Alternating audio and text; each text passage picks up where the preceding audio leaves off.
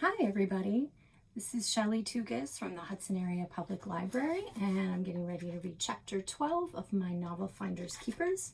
And in this chapter, Krista and Alex start having a little bit of trouble with their friendship, and we get introduced to a new character named Quincy, another boy Alex's age. So here we go, Quincy and the tree. No, I didn't like him, even his name. Quincy didn't rhyme with anything, except Mincy, and Mincy is not a real word, probably. Quincy. It was the name you gave your baby if you wanted that baby to grow up stealing friends and hogging them and ignoring everybody else. Quincy had cropped brown hair like Alex, but he was short and solid while Alex was tall and skinny. If those boys were reptiles, Alex would be a gecko, and Quincy, he would be a toad. Right away, Quincy said to Alex, "Are you grounded all summer? Is that why you have to play with a girl?" Alex shrugged. We were standing on the porch, just checking each other out. I looked at Quincy's legs because I could tell everything about kids when they wore shorts. Scratches, bruises, bug bites, and dirt on legs were really good signs. Extra points for Band-Aids. Quincy's legs, well, they were pasty white and unmarked. That meant he was a boring video game player and an inside-loving wimp. He proved me right by saying, "I brought my new game player and my old one, just in case." "Just in case what?" Alex asked. "In case yours broke," Quincy said. "Then we have two."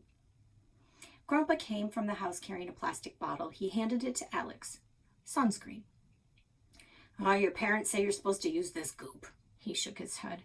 "That's my latest crime. Guess you're supposed to be covering yourself in sun lotion every day. Pfft, when did the sun become poison?" Alex squirted some lotion in his hand, smeared it on his arms, and dabbed his cheeks. Quincy grumbled, "I don't want to play outside. It's hot." "The great outdoors is God's daycare," Grandpa said. Alex said, "I probably don't need sunscreen here because the sun in Wisconsin isn't like the sun in Arizona. In Arizona, it's so hot." I know, I interrupted. "The moisture gets sucked right out of your eyeballs." Grandpa said, "Doesn't matter. You've got to use this stuff, otherwise I'll get fired, and I don't want to get fired." "From what?" I asked. "From my summer job." Grandpa rubbed lotion into Alex's cheeks where it had collected in white patches. He squirted a blob on the back of Alex's neck and rubbed that around too. "I think you're safe now from the horror of the sun, so go find something to do." Grandpa went back inside and let the door slam behind us. The three of us looked at each other, and I asked, "So what should we do?" Alex shrugged. Quincy stared at me. "Let's play hide and seek." "Hide and seek is for babies," I said with a snort.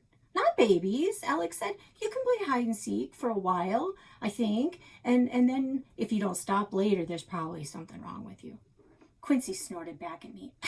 "Indoor hide and seek is for babies. Outdoor is more like a treasure hunt." I nodded because I actually agreed with this theory. "Okay, good," Quincy said. "I'll count and you two hide. Whoever is found first has to admit she is a loser." "Or he is a loser." My hand squeezed into fits. "Why do you get to seek? Why don't you hide?" Quincy thought about it.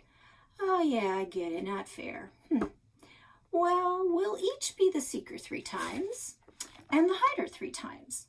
And whoever is found first the most times has to make a sign and write, 'I am a loser,' with her name on it." "Or his name," I said. Alex shrugged. "Excellent," Quincy shouted and held up his hand for a high five. Alex gave him the wimpiest high five I've ever seen. Quincy stood on the porch, covered his eyes, and faced the front door, and he started counting. Alex and I sprinted in different directions. Maybe it wasn't fair, but I had an edge. I knew every inch of the Clark's yard, our yard, Westman Drive, the lake shore, the woods that surrounded us, and Westman's public boat landing on the other side of the trees. I ran down the slope towards shore and tiptoed on the dock so Quincy wouldn't hear the metal clanging. I slipped into Grandpa's speedboat and lay on the floor. Quincy would never think to look in the boat. The boat swayed with the waves rolling toward shore, and I wondered how I could make this moment stay with me. When the cabin was gone, I needed memories that felt real.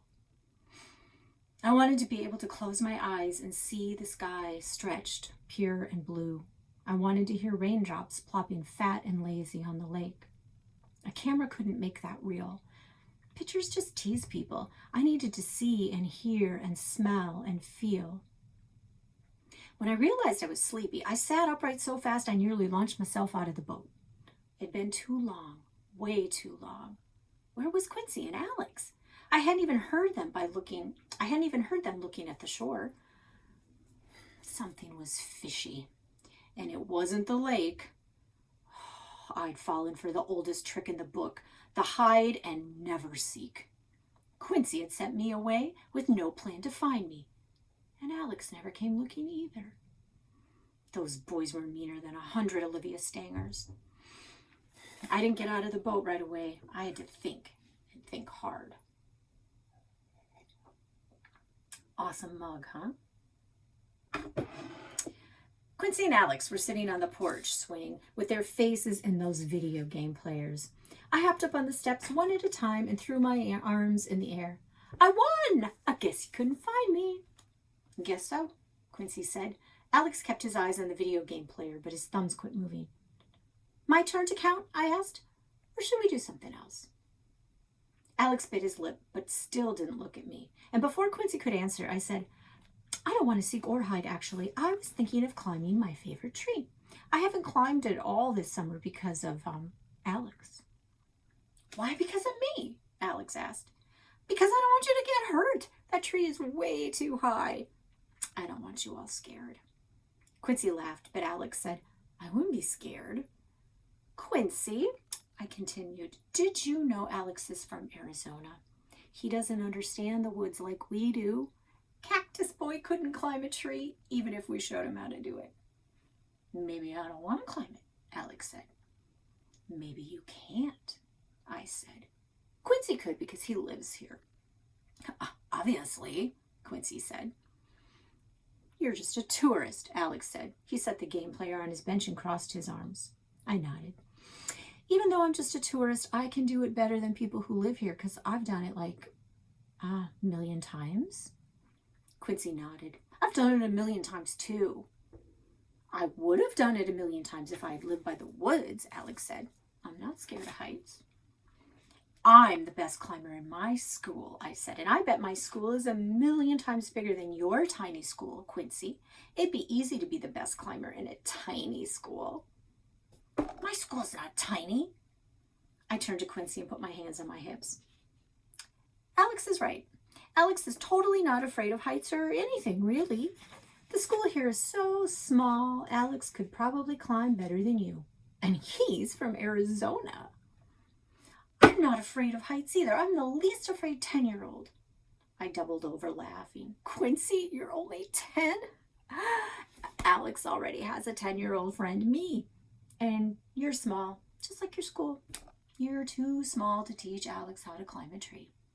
Quincy stared at Alex. I'm not small, and my school's not small, and I can climb trees better than a girl or a kid from Arizona. Alex stared at Quincy. I don't need you to show me anything. Anyone can climb a drum tree, anyone. That's right, I said. Follow me. I led them to the climbing tree, which is in the woods between our cabin and Westman Boat Landing. The tree stood tall and thick, with branches that invited hands and feet. Before turning into Amelia the Princess, my sister had showed me how to climb it. The lowest branch was higher than our heads, so we dragged 2 wooden crates to the tree and set them against the trunk. She had stood on the crates, grabbed the lowest branch with both hands, and swung her leg onto the branch. She'd pulled herself into a sitting position, and I was short, so I had to jump from the crates to grab the tree. And while I dangled, she pulled on my arms until I could swing my leg up and over. We'd climbed up 4 whole branches before Dad found us and made us get down from that tree or else. The old crates were still there, like nothing had changed, even though everything had changed. So we have to stand on the crates to reach the branch, I said to Alex and Quincy. Then it's just like a staircase. Easy. I suppose I should lead the way since I'm the expert here. Quincy stepped in front of me. I'll go first. You go second. Alex can follow you if he can keep up. I'll go first, Alex told Quincy. You might see a spider and scream like a little girl. You have tarantulas in Arizona. Little Wisconsin tree spiders don't scare me. I'm not afraid of spiders. Quincy's face looked angry and mean. I said, I probably should go last because I'm a little afraid of spiders. Quincy pushed in front of Alex and stood on the crates. With a little jump, he had both hands around the branch. He hooked his leg around it and pulled himself upright. He climbed one more branch and looked down at Alex. Hey, Alex, you waiting for a ladder? I laughed too. Good one, Quincy. Sweat dripped from Alex's face to his shirt. He cleared his throat, stepped on the crates, and after a few deep breaths, he grabbed the branch and caught up to Quincy. I came behind both of them. Alex followed Quincy branch by branch, but I stopped and waited right there on the first branch. It's a good thing you're slow, Quincy. Alex can't keep up, I said. And at the same time as Quincy yelled, I'm not slow, Alex yelled, I'm keeping up. I straddled the branch and watched Quincy cross to the thicker branches on the other side of the tree. He climbed another couple feet and shouted, That's about as high as the thick branches go, and then they get really skinny. I yelled, The tallest branches are the strongest because they're the oldest, just like Alex and you. You're stronger because he's older. He's stronger because he's older. Is not, Quincy said with a grunt. He climbed a couple more branches. I could barely see him through the leaves. Pretty soon I could barely see Alex either. So I lowered myself back to the crates and jumped to the ground. And with all my might, I pulled those crates far, far from the tree. I heard Alex yell, Hey, what are you doing? I said, I think I'm going back to the cabin to paint my nails because, I'm a girl. As I ran through the weeds towards the cabin, I plugged my ears so I could honestly say I hadn't heard Alex and his stupid new friend shouting for help. So that was chapter 12. We will continue with chapter 13 tomorrow. And I don't have a preview yet of what that is. So we'll find out. I hope that you will like this video, subscribe to our channel because it helps us build a nice base for the library. We could use that right now. Thanks very much for being with us, and we hope to see you soon.